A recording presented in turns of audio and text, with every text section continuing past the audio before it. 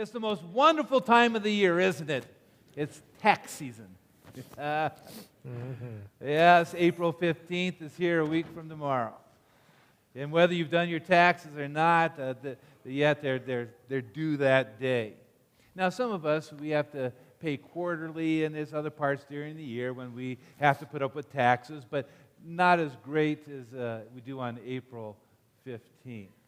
It's coming soon. And we'll be taxed by these things, these forms here, right? These tax forms that we'll be submitting to our government.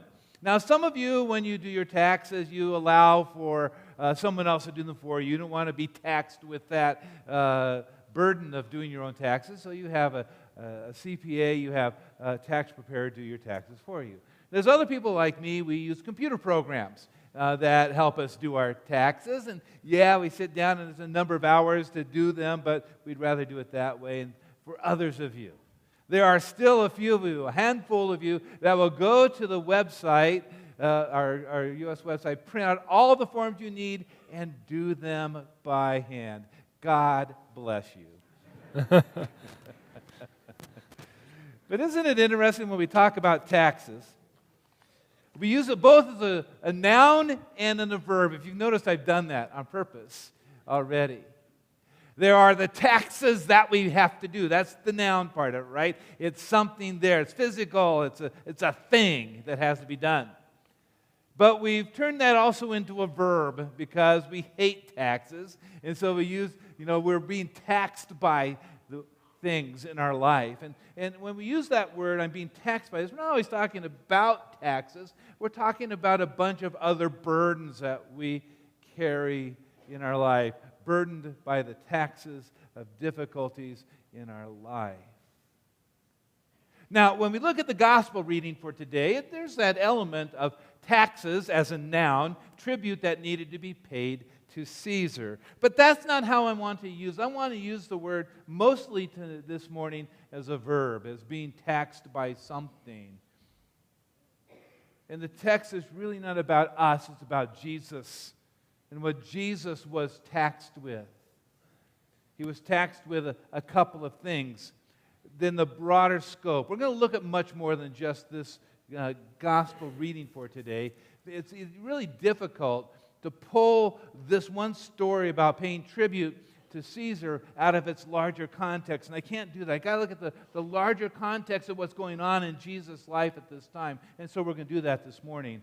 And Jesus was taxed by two things. He was taxed by conflict, and he was taxed by compassion.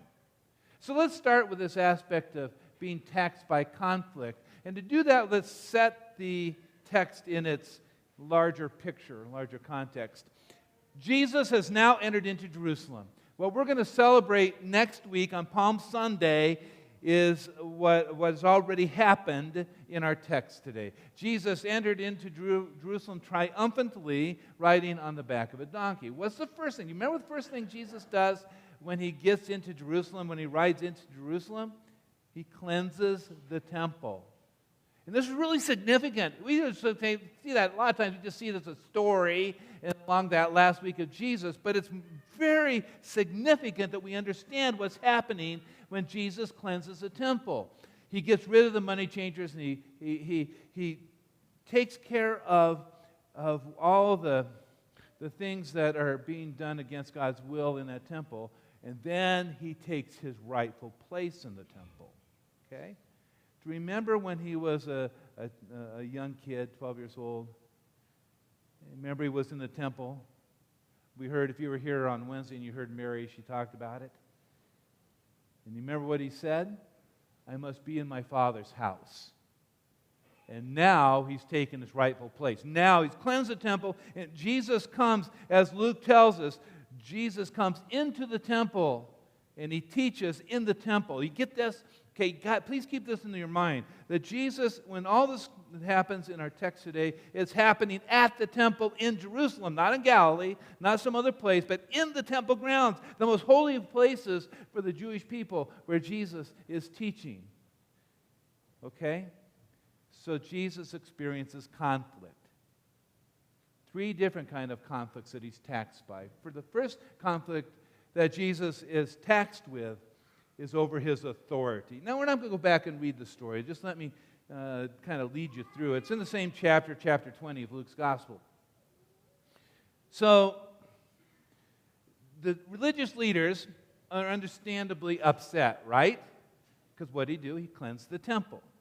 And he was challenging their authority, and nobody challenged the authority of the religious leaders. There were severe consequences for Jewish people to challenge the authority of the religious leaders. Nobody did that, except for Jesus. Okay? And now he's cleansed the temple, and so they're ticked. So what's their first question to Jesus? By what authority do you do this? You know, the authority of the religious leaders was such that we said it, that settles it, right? Nobody questioned them. We parents understand this, right? Raising our children. I bet there's no parent here who's ever said this. When your children says to you, a child says to you, well, why are we doing this? Because I said so. Oh, I guess you've said it too. We don't like our authority questioned as parents. Well, even more so, the religious leaders did, and so they asked that question. By what authority do you do these things? Now, don't you find, as a parent, the best way to answer a question is what? With a question. Right? Dad, why are you making me take out the garbage? Why not? Well, your dad never does that, right? Mom, why are you angry? Why do you think I'm angry? Jesus does the same thing with the religious leaders and question his authority, right? John's baptism, was it from heaven or was it from man? So if it's from heaven, the religious leaders are, they're talking with each other now. You can see this little group of people putting their arms around each other. Well, if we say from heaven, then Jesus is going to say, why didn't we believe him?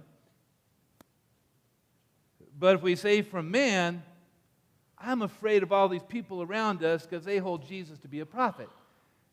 So they answer so wisely, so amazingly, we don't know.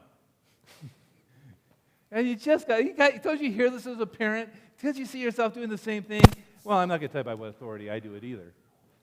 That was Jesus' answered. His authority has been questioned. There's this conflict. He's taxed by this conflict over his authority to cleanse the temple, to challenge them. But it doesn't stop there. Okay, so after he tells a parable to them, still in chapter 20, we get our text for today. The second conflict Jesus is taxed over is his loyalty. Okay? Now let's get this, all right? It's Passover. Jerusalem has more people during Passover than at any other time during the year. So the Romans are a little nervous because there's been attempts at insurrection. So they bring in a few extra soldiers into Jerusalem during Passover. And the religious leaders think they've got Jesus now because all they're going to try to do is get him to commit treason against Rome. And they don't have to do anything. Rome will take care of it. Hey, he's disloyal to Rome. He's telling people to not pay their taxes. Right? So, in hypocrisy, catch that in the text? There's this hypocrisy. Oh, we know that you are such a great guy, teach the way of God, so on and so forth. Is it lawful? You can just see them, this arrogance. Is it lawful for us to pay taxes to Caesar or not? Unexpectedly, Jesus gets a Roman denarius. Okay, it's a Roman coin, worth a day's worth of wages. And this time they can't come up with, I don't know, answer to the question in holding up a coin. Whose image is on it? It's pretty obvious the image on that coin was Caesar's. And so they say, Caesar's. Well, then give to Caesar the things that are Caesar and to God the things that are God's. No, they thought they could trap him because what did the Old Testament say? It says, worship the Lord and him only shall you serve. And Jesus doesn't deny that. He doesn't say that serving God isn't above everything else. He simply says, you got to pay taxes. Give to Caesar things that are Caesar, to God the things that are God's. Okay, so 2 conflicts down, one over his loyalty, the other over his authority. There's one more. The third conflict. The third conflict that Jesus is taxed with is over his theology. So this is a little bit tougher to understand. So remember, you got a couple of groups of leaders. You got the Sadducees. Okay, they're the religious aristocracy. They're the wealthy. They're the high priests, and they serve mainly around the temples where you find most of your Sadducees. Then you have the lay people, the larger group of people called the Pharisees. And they were scattered throughout Israel. Jesus ran into the Pharisees a lot in Galilee. The Sadducees over here, they held to just the first 5 books of the Bible. You know them, Genesis, Exodus, Leviticus, Numbers, and Deuteronomy. That was all they held as their Bible. The Pharisees over here held what you and I understand as the Hebrew Bible, the Old Testament, to be all scriptural. These guys over here said there is absolutely no thing as a resurrection of the dead, no afterlife at all. Kind of odd. And the Pharisees over here, they held that there was afterlife, that there was a resurrection of the dead. So it's the Sadducees the third time who come up to Jesus, and it's the Sadducees who are questioning his theology about the resurrection of the dead. So they come up with this brilliant story that goes back to how marriage was supposed to work. Okay, the guy marries a woman. There's 7 brothers to begin with. Okay, the guy marries a woman, has no children by her, and he dies. The Bible says that then his brother is supposed to take her as his wife to raise up children for his brother. Well, so he does that. The second brother marries this woman. He dies before they can have any children. All 7 brothers marry her, and none of them have children with her. The brilliant question, in heaven, which we don't believe in afterlife. They didn't believe in heaven. They didn't believe in an afterlife. Whose wife will she be? And I've told you before, Jesus had to have the flattest forehead in the world. Let's deal first of all with this thing about marriage. In heaven they're not given in marriage. That's another story. It's not that I'm not trying to say here we won't recognize anybody or anything. That's not what Jesus is saying. He's just simply saying what's going to be in heaven is being far greater than any institution on earth.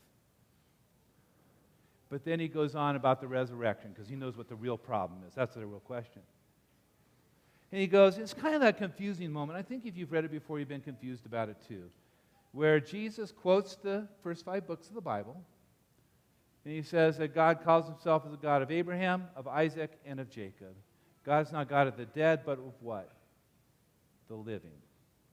In other words, when God is at the burning bush in Exodus chapter 3, when God is revealing himself to Moses and calls himself the God of Abraham, Isaac, and Jacob, by saying that he's their God, he is inferring that they're still alive. Okay? And he gets a little kind of interesting comment, probably by a Pharisee, by the Pharisees that were there at the same time. You answered well. Kind of putting the Sadducees in their place. And probably at this point, you're pretty bored with the sermon. Yep, thank you. Honesty. I'm going to give you a little bit of my heart. I'm really tired that sermons have to be about me. Let me explain that to you. That we're such a consumer mentality in the church that if I don't have 5 things I can take home, and it's almost like a psychology class, right? And it's not about Christ. It's all about Jesus. Okay? This text isn't about us outside of the fact that we are the ones who are in conflict with Jesus by nature, our sinful nature. We are the ones who are in conflict with him about his authority, about his loyalty, and about his theology, because we are so much like the religious leaders. We want to be on the throne. We hated that Jesus cleanses the temple and he usurps our authority in life, our need to be God. That's what this is about. It's not here to give you some 5 steps to do 5 things. It's to come gut-wrenchingly honest with yourself and say, I'm the religious leader, and I'm in conflict with Jesus because I don't like it that he doesn't concede himself to me.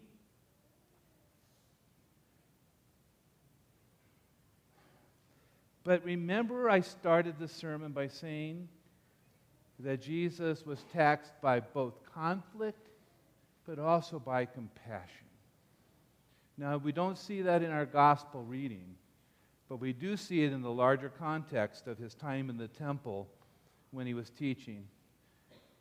So we read at the end of chapter 21, when all of this comes to a close, when this whole time for him comes to a close in this section of Luke's gospel, we hear these words. And every day Jesus was teaching in the temple, but at night he went out and lodged on the mount called Olivet. And early in the morning, all the people came to him in the temple to hear him. You see, we don't see that in the picture. But there's a group of people, a large group of people, who couldn't wait to get to the temple, who couldn't wait to get there to hear Jesus teach with his authority, to hear Jesus teach about who God truly was and how he's working in their lives, to hear Jesus. Early in the morning, these people would come to the temple to hear Jesus. Why? Why? Because he was compassionate. Do you remember in Matthew's gospel when it said that Jesus had compassion on the people? And for what reason? Because they were like sheep without a shepherd. And the larger group of people that are kind of in the background in everything we've talked about so far, Jesus had compassion on them. He had mercy on them. And you know that even though you and I act a lot like the religious leaders, you understand that Jesus is taxed with compassion for you and what you're going through in your life right now. That he cares deeply for you. He forgives you. He restores you. He cares about you. He will not abandon you. He has mercy on you. His death on the cross, his burial in his grave, his resurrection from the dead absolutely guarantees you that God is taxed with compassion for you.